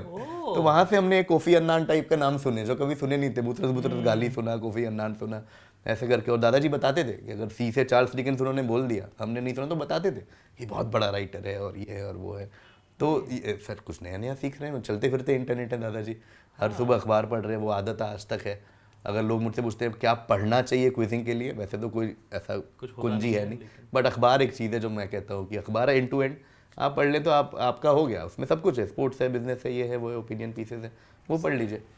तो ये आदतें उन्होंने डाली। यहाँ से ना भाई एक बड़ी अच्छी बात आपने कुछ देर पहले जब हम बात कर रहे थे ना, तो आपने जो एक बहुत मतलब मेरे साथ वो बात रह गई और मैं सूरत से बात करेंगे। आपने एक बहुत अच्छी बात कही थी कि क्विजिंग है या जो भी है ना, इसमें बड़ा एक क्लास स्ट्रक्चर का भी आपने एक बड़ा डिवाइड सा एक बहुत जो बताया, मतलब मैं डेफिनेटली इसके बारे में बात करना चाहता हूँ, क्योंकि जब भी आप एक किसी शहर में होते हैं, देखिए क्लास सिस्टम तो हर चीज़ में है, बट शहरों में आप देखेंगे कि स्कूल्स का एक हायरार्की है ना, और उसमें आपको क्लास सिस्टम का दुख इसलिए थोड़ा ज़्यादा होता है क्योंकि उस क्लास सिस्टम के जो भागीदार हैं, जो उसको एंजॉय कर रहे हैं, उन्होंने कुछ किया नहीं है वो क्लास सिस्टम डिजर्व करने के लिए। आप समझ रहे, क्योंकि वो बच्चे हैं। हाँ। और 99% बच्चे अपने माता पिता, दादाजी या जो भी उनके परिवार की वजह से बड़े बड़े स्कूल में, उनका टू एन एक्सटेंट है जहाँ एंट्रेंस एग्जाम हुआ, बट मोर और लेस यही है कि जो थोड़े प्रिविलेज बच्चे हैं वो बड़े स्कूल में जाते हैं। तो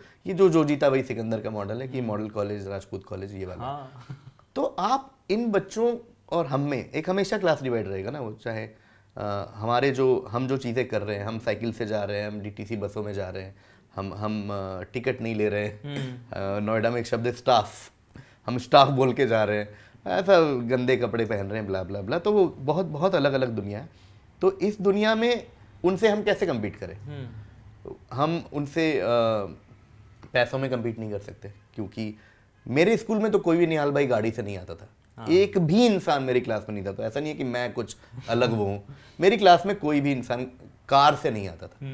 हर बंदा या तो साइकिल से आता था या बस से आता था, या कुछ बच्चे स्कूल बस में आते थे, गाड़ी वाला कोई नहीं था। तो इस तरह की छोटी छोटी चीज़ें, हमारी बातें जो हो रही हैं आपस में, वो बड़े फूहड़ लेवल की हो रही हैं इन रेट्रोस्पेक्ट। अभी मैं जैसे हमारे सेम एज के स्कूल के बच्चों से मिलता हूँ तो उनके पॉप कल्चर रेफरेंसेस स्कूल के बहुत डिफरेंट है।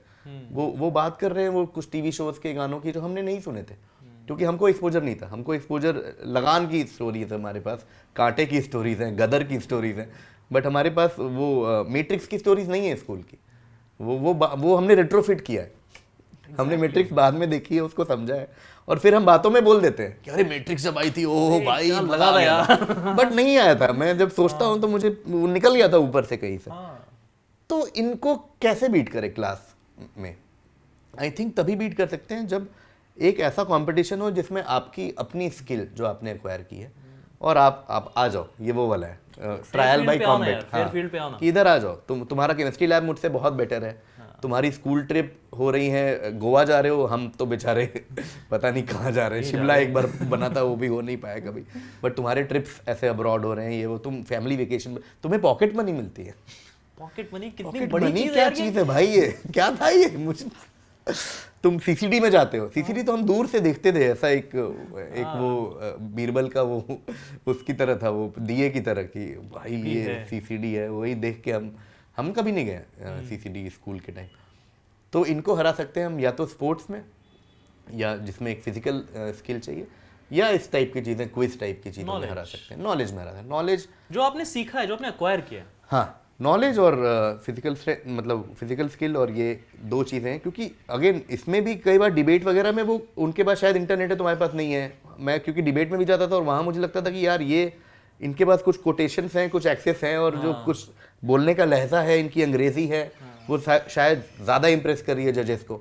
और मैं भी डिबेट में जा रहा हूँ, मैं एक दो जीतता था, एक दो हारता था, तो मुझे लगता था कहीं ना कहीं वो डिवाइड आपके उसमें भी आ जाता है। क्योंकि आज जैसे लोग जो ट्विटर पे लोगों की ग्रामर की गलती निकालकर सैवेजली उनको हिट कर रहे हैं ना, वो वही है ना, वो वहीं से आ रहा है। क्योंकि अरे यार आपने अंग्रेजी सीख ली भाई, उसने नहीं सीखी। एनीवे, बट क्विज मुझे ऐसा लगा कि ये सिर्फ ज्ञान का खेल है, और यहाँ अगर हम इनको हरा सके तो वो एक हाई होता है जीवन का। तो वो मैंने नोएडा में पहली बार देखा। नोएडा के जो इंटर स्कूल टूर्नामेंट होते थे, उसमें नोएडा के भी स्कूलों में डीएवी नोएडा बहुत नीचे के स्तर पे होता था, और वहाँ पे डीपीएस नोएडा, कैम्ब्रिज नोएडा, विश्व भारती नोएडा, ऐसे बड़े बड़े स्कूल थे। और ये जब क्विज में मिलते थे तो लगता था कि चलो आ जाओ बेटा, आ जाओ। और ये बिल्कुल ही फिल्मी सीन होते थे। मुझे आज भी याद है, मतलब ये बच्चे अभी कुछ जीवन में कर रहे होंगे, अच्छा ही कर रहे होंगे, बट मुझे याद है कि ये हमको स्टेज में ही देख के वो हो जाते थे। क्योंकि हमेशा प्रीलिम्स होता है, 100-150 टीम है, तो उनका फिक्स होता था कि हम ही 5-6 होंगे। उनके आपस की राइवलरी होगी ना, कि ये मैनचेस्टर यूनाइटेड मैनचेस्टर सिटी होगा, ये सडनली एक ऐसा कुछ बर्नमाउथ या ऐसा कुछ लीड्स यूनाइटेड, ये कहाँ से आ गए भाई? तो उनका एक अपना था कोटरी वैसा कि अरे डीपीएस, और उसमें हम जाते थे तो इनको लगता था कि अरे भाई हेलो, मतलब कुछ क्या है ये, मतलब क्या किस रीज़न से आ गए आप। तो मुझे आज भी याद है विश्व भारती में क्विज था जहाँ मेरे बगल में विश्व भारती का ही हेड बॉय बैठा था। okay. तो वो पूरे वो क्वेश्चन आता था और हमको देख के वो ऐसे हंसता था कि मतलब अब बताओ तुम्हारे तो औकात के बहुत दूर की बात है ये, बिल क्लिंटन की बातें हो रही भाई, तुम्हें कहाँ से पता? तुम्हें तो लोकल कुछ नागर वगैरह कोई नेता पता होंगे, गौतम बुद्ध नगर का जो एमपी है वो पता होगा, तुम्हें कहाँ डेमोक्रेटिक पार्टी और रिपब्लिकन पार्टी पता होगी। तो स्निगर जिसको बोलते हैं, एक ऐसा उसका वो दुर्योधन वाला उसका मोड था कि अरे आओ आओ आओ तुम्हें बताते हैं हम। तो एकदम मैंने कहा भाई ये क्या चल रहा है यार। और जब वो जीता ना निहाल भाई, मुझे आज तक आंसर याद है जिस पे मैं जीता, मोहन वीणा पे एक क्वेश्चन था। यार बताओ ना ये क्या क्वेश्चन हाँ, तो एक क्वेश्चन था बेसिकली विश्व मोहन भट्ट, पंडित विश्व मोहन भट्ट हैं जिन्होंने अपनी एक म्यूजिकल इंस्ट्रूमेंट बनाई है जो एक फ्यूजन है between guitar sitar lot of things, और उसको उन्होंने मोहन वीणा नाम दिया। तो वो मैं जानता था क्योंकि मैं स्पिक मैके के जो शोज होते थे बहुत फॉलो करता था कि ये अपना हरिप्रसाद चौरसिया जी का शो है या फिर ऐसे बड़े बड़े लोग, जाकिर हुसैन साहब का शो है, तो मैं फॉलो करता था। तो मैं म्यूजिक का थोड़ा था कि क्या चल रहा है इस दुनिया में। और एक वीडियो चलाया गया और उस वीडियो में ये था कि ये इंस्ट्रूमेंट और ये आर्टिस्ट कौन है। तो इनकी भाई फटली भाई बड़े लोग ये जो तब ऐसा कुछ कर रहे होंगे अपना, तो उनको लगा ये क्या है भाई, ये कहाँ पता होगा किसी को। ठीक है, पास कर दिया उन्होंने बड़े कॉन्फिडेंस से। टीम 6 अब डीएवी नोएडा, हमने बोला पंडित विश्व मोहन भट्ट और मोहन वीणा, बूम, खत्म कर दिया हमने इसको। ये जो मुझे उसका नाम भी याद है, मैं बोलना नहीं चाहता, बट अच्छा ही कर रहे होंगे वो, बट भाई मजा आ गया। और फिर मुझे ये रियलाइज हुआ कि ओके सडनली फिर हम उसमें आ गए ना, अब हमको ट्रॉफी मिल रही है, तुम ऐसे पीछे खड़े हो। फिर हम जब दिल्ली लेवल पे कम्पीट करने लगे, अच्छा, तो भी फिर मुझे याद है स्प्रिंगफील्ड धौलाकुआं में क्विज था और वहाँ भी सेम ही हुआ। तब तो दिल्ली, मतलब वो तो चैंपियंस लीग है, वो तो एवेंजर्स सब मिल रहे हैं वहाँ, मदर्स इंटरनेशनल और सरदार पटेल और मॉडर्न स्कूल बाराकंबा और ऐसे नेशनली फेमस स्कूल मिल रहे हैं। और वहाँ पे हम ये वो स्कूल है जिनके नाम हमने सुने हुए हैं ना।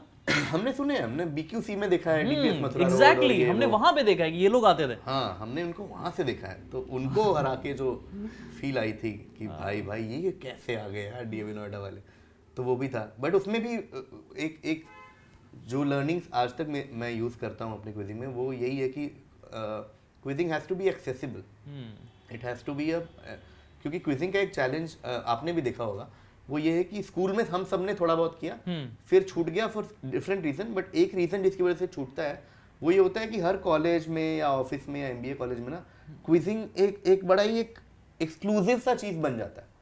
वो एक, क्योंकि उनकी पोजीशनिंग होती है कि हम गीक हैं और हम गीकी लोगों की चीज़ है, गीकी लोगों की चीज़ है कि हम गीक हैं, हम कुछ ऐसी चीज़ें करते हैं जो आम जनता नहीं करती, तो हम क्विज करेंगे। तो वहाँ भी एक क्लास सिस्टम क्रिएट हो जाता है between quizzers and civilian, like normal civilians. तो उनका वो क्योंकि मैंने वो फेस किया जब मैं इंजीनियरिंग में गया, तो मैंने देखा कि वहाँ का जो क्विज क्लब है वो अलग ही दुनिया में रह रहा है, क्योंकि उनके रेफरेंसेस ऐसे हैं और वो हम जैसों को बहुत, मतलब वो दिन भर फ्रेडरिक फॉर्सिथ वगैरह पढ़ रहे हैं और वो डगलस एडम्स कोट कर रहे हैं, और वो आयरन मेडन का कॉन्सर्ट है तो बैंगलोर में तब आ रहे थे आयरन मेडन, तो वो एक्साइटेड है उस चीज़ को लेके, उनके रेफरेंसेज वो एनबीए फॉलो कर रहे हैं। और मुझे ऐसा लगा कि ये क्या नया वो आ गया। तो और क्विजिंग के साथ सबसे बड़ा चैलेंज ये है जो मैं एज अ एंटरप्रेन्योर फेस कर रहा हूँ, वो ये कि क्विजिंग एक ऐसा सब कल्चर है जो लोग चाहते हैं पॉपुलर हो, बट इतना भी पॉपुलर ना हो, एक्सक्लूसिविटी उसकी बनी रहे।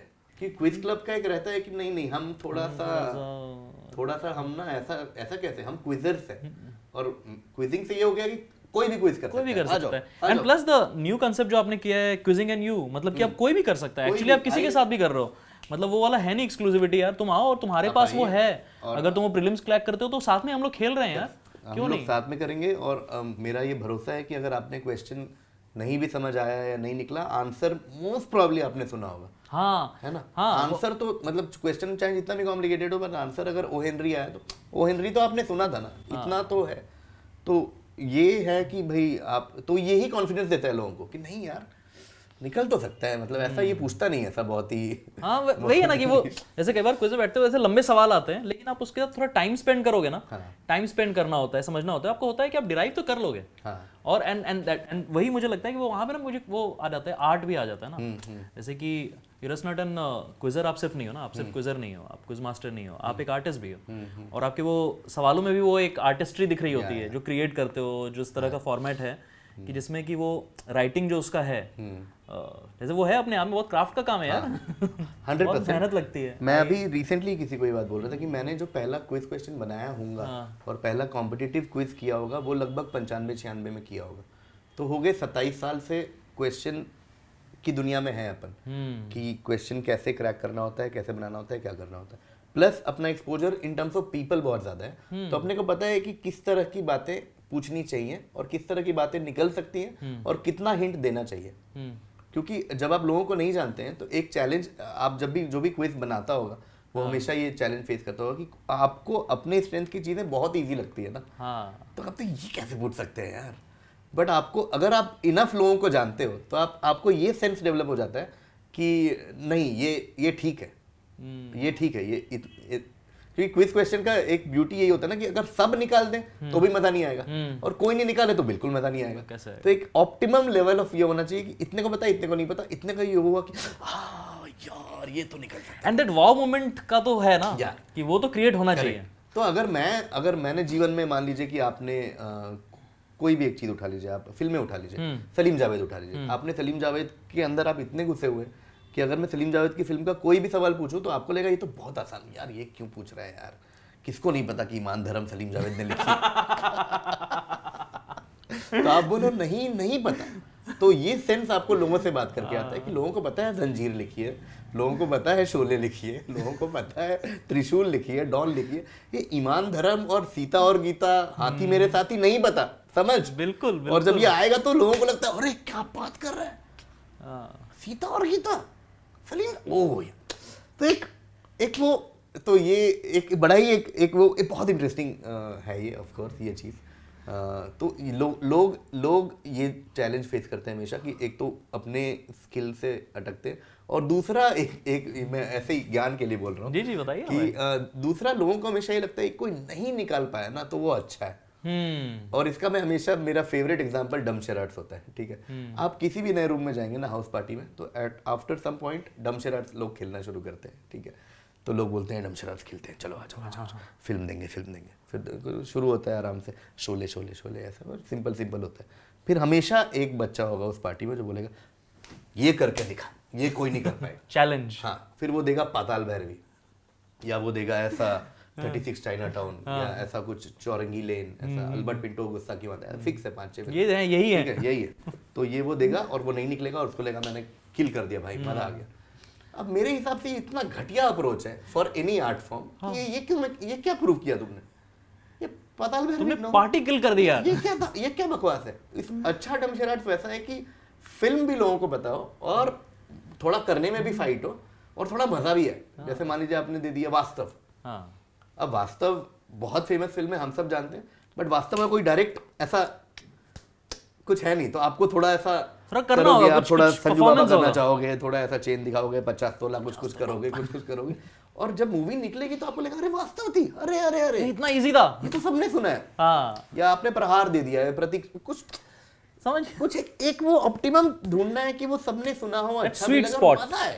That sweet spot. तो क्विज क्वेश्चन में टफ बनाना तो सबसे इजी काम है, क्योंकि हम सब जो भी ये वीडियो देख रहे हैं और जितने भी, हर इंसान कोई ना कोई एक ऐसा टॉपिक जानता है जो बहुत कम लोग जानते हैं। सबका एक स्किल सेट है। अगर आपने इतनी किताबें पढ़ी नहीं भाई, आप कोई भी किताब से कुछ पूछ लोगे, किसी को नहीं आएगा इस रूम में। तो ये आपको बड़ा इंसान, बड़ा क्विजर मास्टर नहीं बनाता है। बस एक एरिया है मेरा। हाँ, तो वो इससे हो जाता है कि अरे हाँ ठीक है। और इसीलिए जनरल क्विज में मजा आता है ना कि हर तरह की चीजें आ रही थी। जैसे कि शुरुआत में जो आप पूछते थे ना कि आप पहले तो आप जनरल क्विज भी करते थे और ये भी करते थे, और मैं हमेशा बोलता था मुझे जनरल क्विज में आना है, मुझे स्पेसिफिक में नहीं आना है, जनरल क्विज में आना है, क्योंकि मुझे होता था कि यार इसमें ना सब तरह की चीज होती है, इसमें एकदम ओपन ग्राउंड है यार। मतलब ये बहुत मजेदार है कि इसमें नहीं भी दिया तो 4 चीजें नई, मतलब दिमाग लगाते ना उतने देर, तो मजा आता है बहुत। तो वही तो गुड। अगर आप कोई भी क्विज क्वेश्चन बनाना चाहते हैं या करना चाहते हैं तो try to find a sweet spot जिसमें आंसर आए, लोगों को अच्छा लगे, और नहीं भी लगे तो लगे कि कुछ नया सीखा। कुछ बहुत रैंडम चीज लोगों को बता दोगे कि बुर्किना फासो का कैपिटल क्या है, तो क्या मजा है उसमें भाई? क्यों जानना है मुझे? ये क्यों फेंक रहे हो जाके? और ये सब होगा, आप कहीं बोलोगे ना निहाल तुम क्विजिंग करते हो, बैठो हम तुमसे पूछते हैं, आओ बैठो। तो ये बताओ कि ब्रुनई का राजधानी क्या है? अरे भाई थोड़ा ऐसा चटकारा होना चाहिए यार।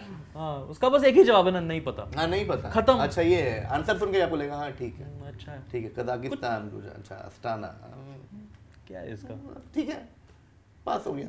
बट क्विजिंग आप कोई भी देखेगा तो लगता है हर बार कुछ 10-15 तो अच्छी चीजें हर हफ्ते सीखी जाते हैं। वही है, मजा तो वही है। तो भाई मैं ना बस यहाँ से थोड़ा सा मुड़ना चाह रहा था। हाँ। क्योंकि हमने क्विजिंग, क्योंकि देखो असल में क्या है कि मैं क्विज एंथुसियास्ट हूँ, आप तो क्विज मास्टर ही हो। तो अपनी जब हम मिलेंगे और क्या है कि अपना एक क्विजिंग का रिश्ता तो है, तो उस पर लंबी बातचीत होगी। बट ना मैं आपसे ना एज एन आर्टिस्ट भी बात करना चाहता था, क्योंकि आप भी चीज़ें क्रिएट करते हो, आप कॉमेडी भी करते हैं, आप राइटिंग भी करते हैं, और प्लस आप एक्टिंग भी लगातार करते रहते हैं। मतलब अभी क्या है कि हम सभी ज़्यादा क्विज मास्टर बट आप लगातार मतलब कई लोगों से ज़्यादा काम कर रहे हैं एज एन एक्टर। तो ये ना आर्ट क्या है आपके लिए? क्रिएशन ऑफ आर्ट जो क्रिएट कर रहे हो, मैं इसलिए बोला ना क्योंकि मैं भी आते ही बोला था ना कि मैं भी वो किताब सुन के आ रहा हूँ ना यार। मेरे दिमाग में वो बैठा हुआ है, आर्ट एंड फियर। तो ये अगेन ये सवाल का तो जवाब आई थिंक हर आर्टिस्ट भी ढूंढ रहा है और लोग भी ढूंढ रहे हैं, और हम काफ़ी बात भी करते हैं कि आर्ट क्या है, आर्टिस्ट क्या है। मतलब एक मूव शिफ्ट इस तरफ क्यों आया? क्योंकि आप तो नौकरी कर रहे थे, चीज़ें कर रहे थे, कॉमेडी हैपेंड, कैसे वो बताएंगे, बिल्कुल बताएंगे। लेकिन what makes you stay with this thing यार? मतलब कि ना क्योंकि आपकी हर चीज में ना क्राफ्ट और वो आर्ट वाली जो बात है ना, वो हमेशा दिखती है। क्योंकि आप अगर क्विज भी तैयार करते हो तो मुझे सिर्फ वो प्लेन क्विज नहीं दिखता, मुझे उसमें एक आर्ट फॉर्म दिखता है कि एक तरह है। वो मुझे पता है कि ये केवी का स्टाइल है, केवी को अपनी वॉइस पता है, उनके क्विज में एक यूनिकनेस है। आपके जब स्टैंड अप भी करते हैं आप जब, तो उसमें एक यूनिकनेस है जो आपकी वॉइस है। तो उसको खोजने का प्रोसेस क्या है आपका? कितना टाइम लगा उस वहां तक पहुंचते पहुंचते? और क्या है आपके लिए पूरी दुनिया? तो अगेन हर आर्टिस्ट की अपनी अपनी जर्नी है।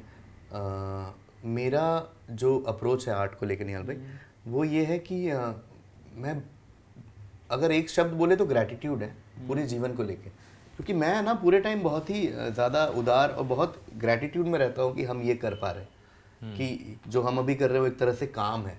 मतलब ये चीज़ मुझसे पछती नहीं है, इतना ज़्यादा ग्रैटिट्यूड आता है मुझे। क्योंकि हमने जो जिस तरह का जीवन हमने जिया है, अगर हमें कोई बोलता कि हम किसी दिन लोग हमारे साथ फ़ोटो खिंचवा रहे होंगे, या आपको आधे घंटे स्टेज पे खड़े होने के इतने पैसे मिलेंगे, तो मैं कभी भी नहीं मानता। मतलब ये आई थिंक बहुत लोग ऐसा बोलते हैं, बट मैं बिल्कुल भी इमेजिन भी नहीं कर सकता था कि ऐसा जीवन होगा कभी, जब किसी भी टाइम पे। तो without getting into any sob story, I will just go to the art वाला पार्ट कि बहुत रिसेंटली जब तक हम नौकरी भी कर रहे थे, एमबीए करके आए, और मुझे ऐसा लगा एमबीए के बाद कि इससे ज़्यादा मैं क्या अचीव कर सकता हूँ लाइफ में। क्योंकि मेरा ड्रीम कॉलेज से मैंने एमबीए कर लिया है, और मुझे लगा कि अब तो बस यही है, मेरा करियर पाथ एकदम डिफाइंड है। आज ये senior manager, executive, president, vice president, blah blah करके सीईओ, तो मैं सॉर्ट हो गया जीवन में। फ्रॉम दैट टू दिस मैं पूरे टाइम ग्रेटिट्यूड में ही बिताता रहता हूँ, और उसका इफेक्ट मेरे आर्ट में बहुत आता है। वो इस तरह से आता है कि मैं जो भी करता हूँ, मैं इस हिसाब से करता हूँ कि यार मैं बहुत लकी हूँ कि मैं ये कर पा रहा हूँ। तो वो हर चीज़ में एक वो आता है कि यार मैं ये कर रहा हूँ क्या, ये मैं कैसे कर रहा हूँ, ये तो बहुत सही चीज़ है यार। तो वो उत्साह और वो रिस्पेक्ट फॉर आर्ट फॉर्म बहुत ज़्यादा वहीं से आ जाता है कि मैं जैसे होता है इंसान जिसके आप बहुत ग्रेटिट्यूड में रहते हैं, चाहे वो आपकी माँ हो या दोस्त हो, तो आप उससे जब भी बात करते हैं, आप जब भी उससे डील करते हैं, तो आप इतने उत्साह और इतने उसके साथ करते हैं ना कि अरे मम्मी कैसे हैं यार। तो मेरे लिए आर्ट वैसा ही है कि वाह वाह यार ये मैं कैसे कर रहा हूँ यार, ये तो मैजिक है। हर चीज़ मैजिक है। जब भी हम स्टेज पे जा रहे हैं वो एक मैजिक है कि अरे हम स्टेज पे हैं यार, लोग सुन रहे हैं हमको बैठ के, हम कौन है भाई, हमें क्यों सुन रहे हैं ये लोग।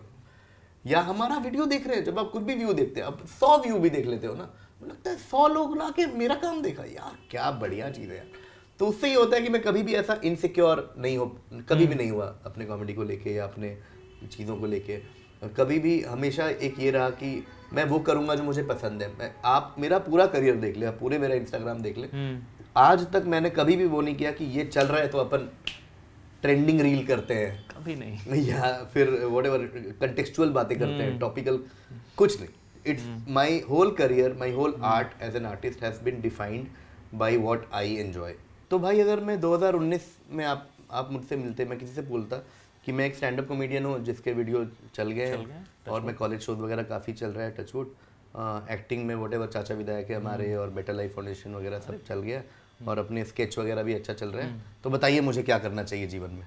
और मैं 100 लोगों से पूछता, मुझे लगता नहीं 100 में से कोई भी बोलता कि तुम्हें अब अगला ना क्विज बनाना चाहिए। कौन देख रहा है, कौन क्विज, आप एक बता दीजिए एग्जाम्पल जो कि चल रहा था क्विज शो तब और मैंने सोचा मुझे भी करना चाहिए। बट मुझे लगा यार ये भगवान ने मुझे मौका दिया है जहाँ पे मैं मुझे एक प्लेटफॉर्म दिया है जहाँ लोग मुझे सुन रहे हैं, मुझे जानते हैं, तो मैं वही करूँगा जो मुझे जिसका मैं बहुत पैशनेट हूँ, मुझे जिसमें बहुत ज़्यादा रुचि है और मैंने पूरे जीवन ये किया है। तो मैंने कहा, और मुझे ये कॉन्फिडेंस सिर्फ क्विजिंग को लेके कि मुझसे अच्छा नहीं कर सकता कोई आसपास मेरे, और बहुत लोग होंगे कि वे कॉन्फिडेंस मुझे कॉमेडी एक्टिंग में नहीं है। ऑब्वियसली बेहतरीन एक्टर से मेरे आसपास, बेहतरीन राइटर से, बट मुझे लगा यार ये, क्योंकि ये काम मैं 25 साल से कर रहा हूँ तो थोड़ा तो ऑफ कोर्स स्लाइटली बेटर तो होगा। तो मैंने कहा ये मैं कर सकता हूँ, और तब हमने शुरू किया।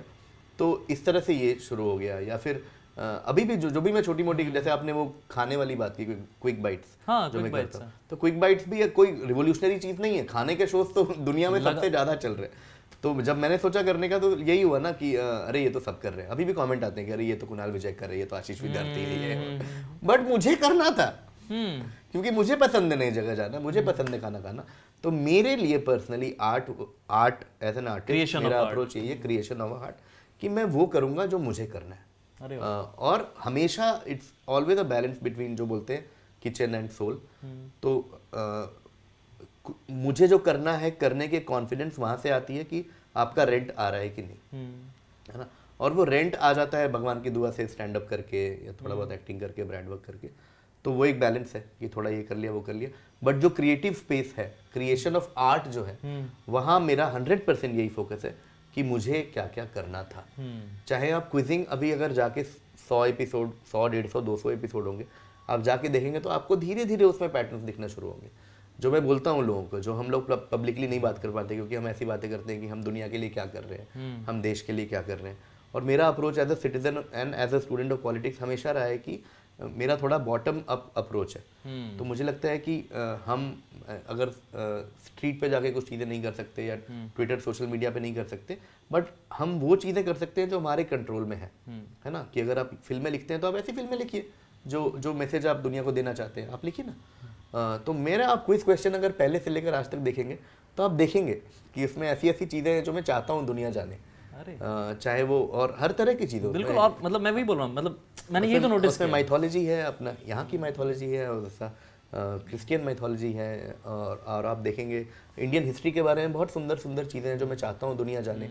बट आप दुनिया को जाके प्रीच करेंगे तो कोई सुनेगा नहीं। आप कि आपको पता है हमारे देश में ऐसा, कोई बात नहीं, इसको मैं क्विज क्वेश्चन बना के बोलूँ तो आप देखेंगे तो कहेंगे अच्छा ये मंदिर की ये कहानी है, वो हमारे देश में ये भी है, अच्छा अच्छा अच्छा, और वो ये ग्रीक माइथोलॉजी में, बट ये तो हमारे में भी है। ओ, तो आप वो थॉट अपना ही काम करते हैं। विवेकानंद ने कहा था कि भाई एक ही इंसान आप बदल सकते हैं जो आप है, आपकी जिम्मेदारी और किसी की नहीं है। तो आप क्या क्या करते, मेरा as a social contribution of art, जो लोग बोलते हैं ना कि तुम्हारा आर्ट कब तक सर्वाइव करेगा और हम ये क्यों करते हैं और हम देश के लिए, दुनिया के लिए क्या कर रहे हैं, मेरा ये कि मैं अपने काम में ये करूँगा। तो मेरे ऐसे जो नए नए प्रोजेक्ट जो मैं शुरू अभी कर रहा हूँ साइड में, वो भी इसी टाइप के हैं। बहुत सिंपल चीज़ें जो मैं हमेशा करना चाहता, बहुत मिक्स है।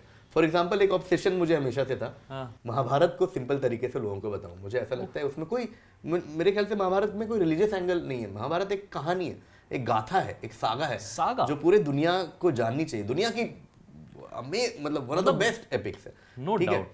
तो अगेन हम यार मतलब ऐसे ही ना, जब बाहर की चीज़ें कुछ और भी गाथा, क्योंकि मैं लिटरेचर का स्टूडेंट रहा हूँ, क्योंकि मतलब मेरी पढ़ाई लिटरेचर की हुई, तो क्या होता है कि बाहर की माइथोलॉजी और ये सब पढ़ना होता था।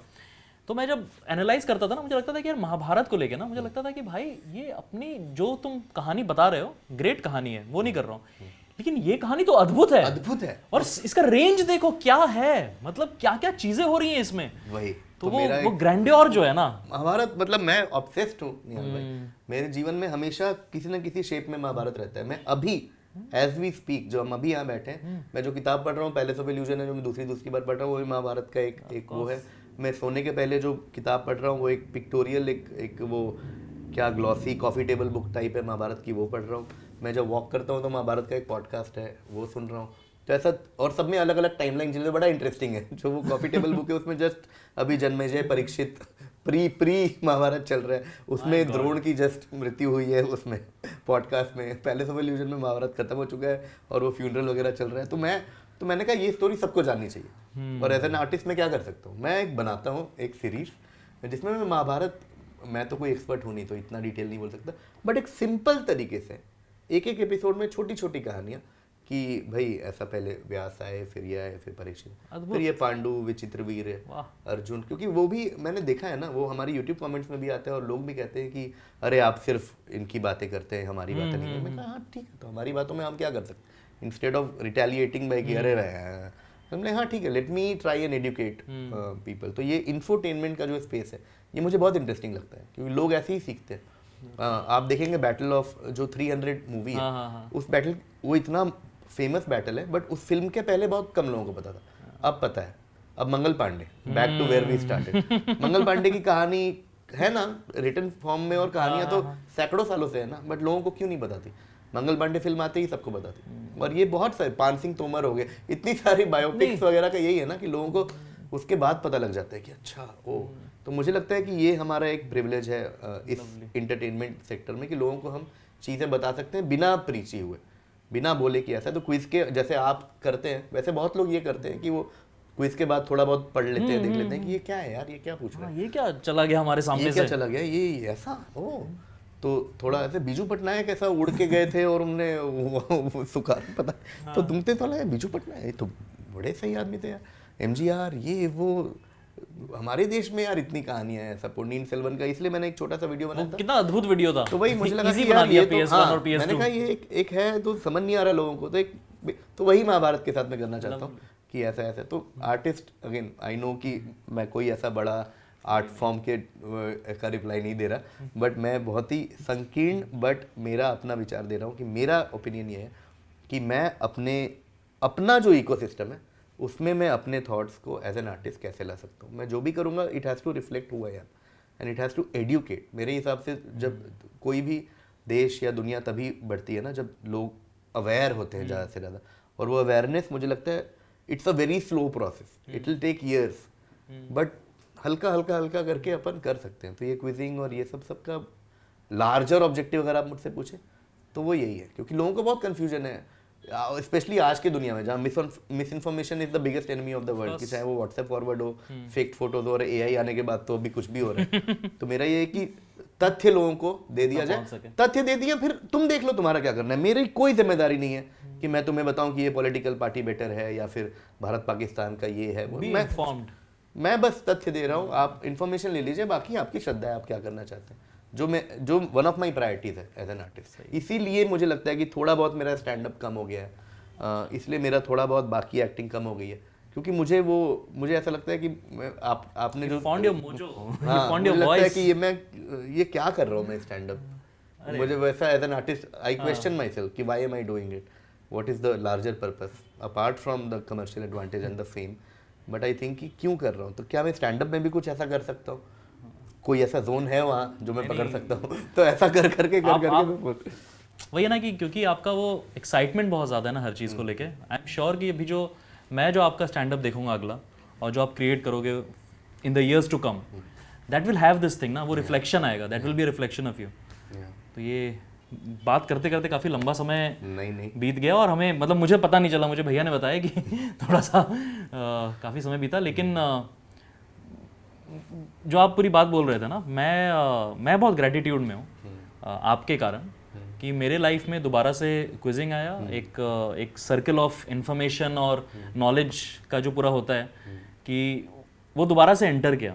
मतलब मैं स्कूल में क्विजिंग करता था, मैंने भी आने से वही हम बात कर रहे थे ना कि वो जब चीज़ें की और अभी किस तरीके से आपके कारण, और सिर्फ मैं थोड़ी ना हो, मतलब हमारे मेरे जैसे और कितने सारे आसपास के दोस्त हैं जिनके लाइफ में वो दोबारा से एक एक्साइटमेंट आ पाया। And I am so glad that it happened and I am so glad that this also happened. नहीं ये तो बोल रही था, मुझे बस 2 बातें एंड करने में बोलनी थी। पहला ये कि पता नहीं मैंने क्या किया, हमारा प्लान था कुछ करने का, बट हमने बहुत वो तो वैसा ही होता है ना कि प्लान तो प्लान है।